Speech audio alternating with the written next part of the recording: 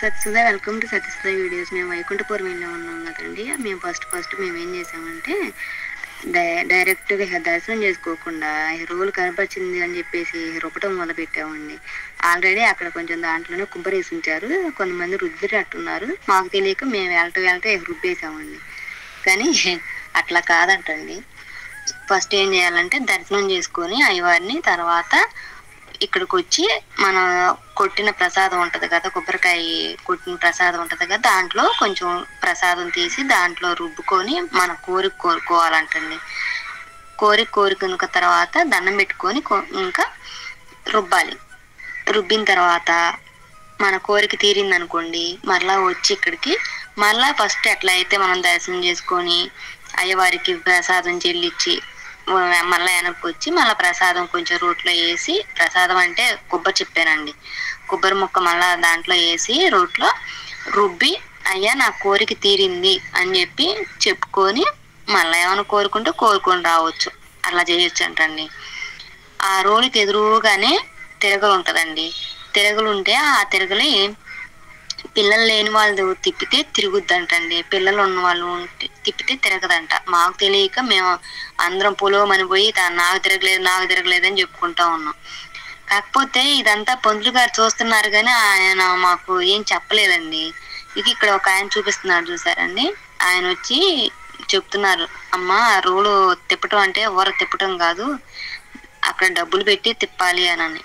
మళ్ళా డబ్బులు ఒక 51 రూపాయి ఎవరి ఇష్టం వాళ్ళండి. వాళ్ళైతే చెప్పారు 50 రూపాయలు పెట్టమని. పెట్టాము. ఇంకా 50 రూపాయలు పెట్టి మళ్ళా రుబ్బి అట్లా వచ్చామన్నమాట. ఆయన చూస్తున్నాడు కానీ పంతులు గారు మేము తిప్పుతుంటే ఆయన తర్వాత చెబుదామని ఊరుకున్నారంట. మేము అక్కడికి వెళ్ళినాక ఏందండి బిగుసిపోయిందా ఏందండి, తిరగలేదు అంటే, లేదమ్మా మీ అందరు పిల్లలు ఉంటే కనుక తిరగదు, పిల్లలు లేని వాళ్ళు అయితేనే తిరుగుతారు అని చెప్పింది. ఆహా అనుకున్నాం. ఇక్కడ మా అక్కాయి బ్లూ శారీ ఆమె వెళ్ళింది కదా, చెప్తుంది మాకు. నేను అంతకుముందు ఇక్కడికి వచ్చి మొక్కుకున్నాను, మొక్కు తీరింది, కానీ నాకు వైకుంఠపురం దగ్గర మొక్కుకున్నానా అమరావతి దగ్గర మొక్కుకున్నానా వైకుంఠపురంలో గుర్తులేదు అని చెప్తా ఉందనమాట. ఇంకా ఆమె కూడా పెట్టి నా కోరిక తీరిందని చెప్పుకొని దిగామండి. ఇంకా కొండ దిగిన తర్వాత వ్యాస మహర్షి వారిది గుడో ద్వారము, వ్యాస మహర్షిది ఉందండి అక్కడ. గుడి అంటామండి, నేనైతే నా గుడి అనే వస్తుంది. వ్యాస మహర్షి గుడికి వెళ్ళాము. అప్పుడు వ్యాస మహర్షి గుడి కట్టేటప్పుడు మా ఊరికండి అంటే చుట్టుపక్కల ఊరందరూ వాళ్ళకి కూడా ఇటుక రాళ్ళు ఇచ్చారండి. ఆ ఇటుకను పూజ చేసి మనకైతే 2 ఎట్లా అంటే బ్రహ్మంగారి గుడిలో ఒకటి ఇచ్చారు, మన ఇంటికి ఒకటి ఇచ్చారు. భజన సమాజం వాళ్ళు మా బజార్ అంతా అట్లా అందరికి ఊరంతా పంచారండి. దాంట్లో ఇప్పుడు నాకు అనిపిస్తుంది అనమాట, ఆ గుడిని చూసినప్పుడు నేను 2 ఇటుకరాలు పూజ ఇచ్చాను, దీంట్లో నా హస్తం కూడా ఉంది అని. అలా అనుకుంటే ఆ ఫీలింగే వేరు కదండి. నాకైతే బాగా అనిపించింది. ఇంక తర్వాత లోపలికి వెళ్ళామండి. నేను కుదిరితే ఫొటోస్ అవి యాడ్ చేస్తాను. లోపల వీడియోస్ అయితే తీయొద్దన్నారు, వీడియోలు అయితే తీయలేదు, ఫోటోలు అయితే తీసుకోమన్నారండి. ఇది బదరీవనం అంటండి. బదరీవనం అంటే రేగి చెట్టు అంట. ఆ రేగి చెట్లు వనంలా పెట్టి వ్యాస మహర్షి వారు దాంట్లో ఉండి ఆయన రాయటం, శిష్యులకి మీరు చేయండి అని చెప్పడం అట్లా చేశారంటండి. అందుకని వీరు కూడా రేగి చెట్లు నాటి అక్కడ ఒక పర్ణశాల కట్టి దాంట్లో ముగ్గులు అవి వేసి మనకి అంటే వ్యాస మహర్షి గారు ఏం చేసేవారు అనేది మనకు కళ్ళకు కలిపినట్టు చూపించడానికి అట్లా చేశారండి. బాగా చేశారు. వాతావరణం కూడా బాగుంది. మేము వెళ్ళినప్పుడు కొంచెం ఎండ ఏం లేదండి, చల్లగా ఉంది.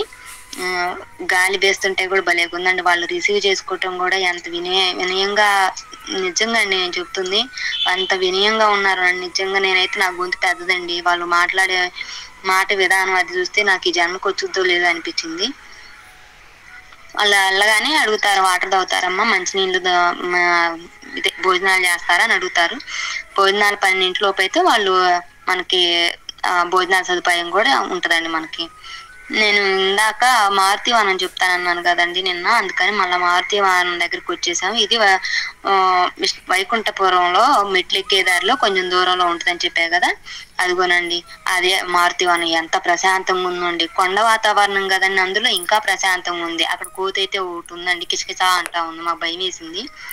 మళ్ళీ అక్కడి నుంచి దాదాపు చూసుకొని పక్కకు వచ్చేస్తాం అని చెప్పి వచ్చాం. ఇక్కడ మీకు చెప్తానండి, మనం మెట్లు ఎక్కేటప్పుడు ఒకళ్ళు అడుగుతారు అనమాట, భోజనాలకు ఉంటారమ్మా అని. ఉంటామండి అని చెప్తే మనం మెట్లు దిగేటప్పటికి కొంచెం లేట్ అవుద్ది కదా, వాళ్ళు భోజనాలు అరేంజ్ చేస్తారండి. వాళ్ళు తుళ్ళూరు నుంచి వస్తారంట, ఒక ఆయన వారే ఏర్పాటు చేస్తారంటండి. ఇప్పుడు వ్యాసమహర్షి గుడి దగ్గరికి వెళ్ళి 12 వెళ్తే వాళ్ళ దగ్గర ఉంటది భోజనం. ఇక్కడ మాత్రం మనం 2 వెళ్ళినా 1 వెళ్ళినా సాయంత్రం దా పెడతానే ఉంటారంటండి.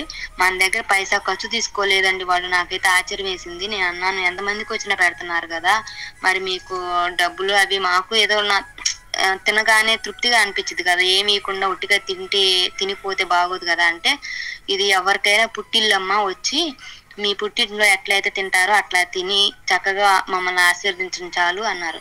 మరి మీకు ఎట్లా అండి అంటే, నాకు ఆ దేవుడు కత్తా కూస్తే ఎత్తున్నాడమ్మా, దాంట్లో నేను ఇట్లా పెడుతున్నాను అనుకున్నాను, దేవుడు ఓపికచ్చినాలు నేను పెడదాం అనుకుంటున్నానని చెప్పారండి. నేనైతే మనసులో అన్నదాత సుఖీభవ అనుకున్నానని, నేను అంతకన్నా ఏం చేయలేను.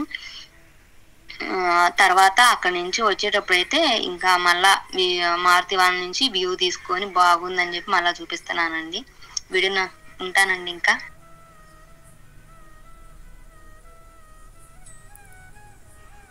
ఈ వీడియో నచ్చితే లైక్ చేయండి, షేర్ చేయండి, కామెంట్ పెట్టండి. ఉంటానండి. బాయ్ అండి.